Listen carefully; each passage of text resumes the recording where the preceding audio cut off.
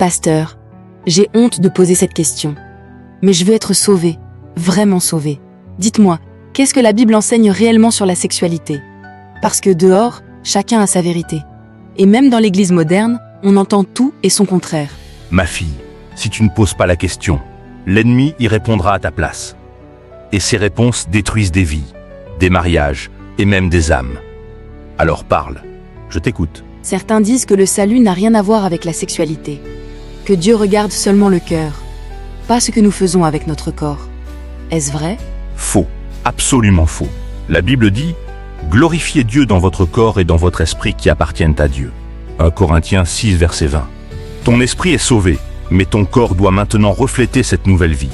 La sexualité n'est pas en dehors du salut, elle est touchée par la sanctification. Dieu ne sépare jamais ce qu'il a créé. Alors pourquoi certains disent « Ce que je fais dans le lit, c'est privé, Dieu ne juge pas ça ».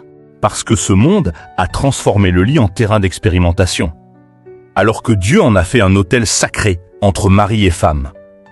Quand tu es sauvé, ta sexualité doit être sauvée aussi. Purifiée, ordonnée, soumise au Seigneur.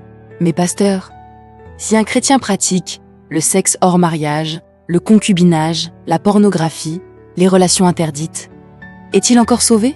Ma fille, le péché sexuel est le seul péché commis directement contre son propre corps. 1 Corinthiens 6h18. Le salut lui est offert, mais tant qu'il vit dans la désobéissance sexuelle, il éteint son témoignage. Il attriste l'esprit et il expose sa vie spirituelle à la chute. Le salut n'est pas annulé par une erreur, mais un chrétien qui persévère dans l'immoralité sexuelle sans repentance se met en danger. On dit aussi que toute pratique sexuelle est permise entre mari et femme tant qu'ils sont d'accord.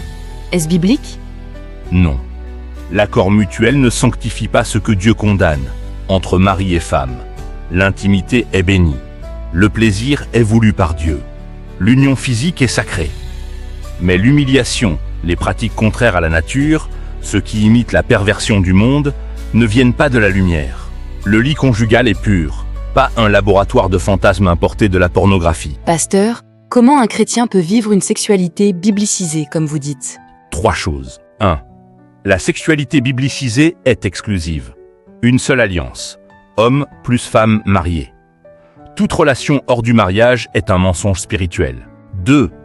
La sexualité biblicisée est saintée. Elle refuse pornographie, adultère, échange de partenaires, relations contre nature, pratiques qui avilissent le corps, masturbation compulsive qui enchaîne l'âme, coït inspiré de la perversion du monde. 3. La sexualité biblicisée est soumise à Christ. Ce n'est pas l'instinct qui dirige, ni les tendances modernes, ni les réseaux sociaux. C'est la parole. Une sexualité sauvée est une sexualité pacifiée, libre, pure et joyeuse, selon Dieu, pas selon le monde. Donc, être sauvé touche aussi ma manière de me tenir dans la pureté? Oui, ma fille. Le salut transforme tout, le cœur, l'esprit, la bouche, les pensées, et aussi la sexualité. Une sexualité désordonnée détruit, mais une sexualité biblicisée guérit, construit et glorifie Dieu. Ce qui est sauvé doit être sanctifié, et ce qui est sanctifié doit glorifier Dieu, même, et surtout, dans le secret du cœur et du lit.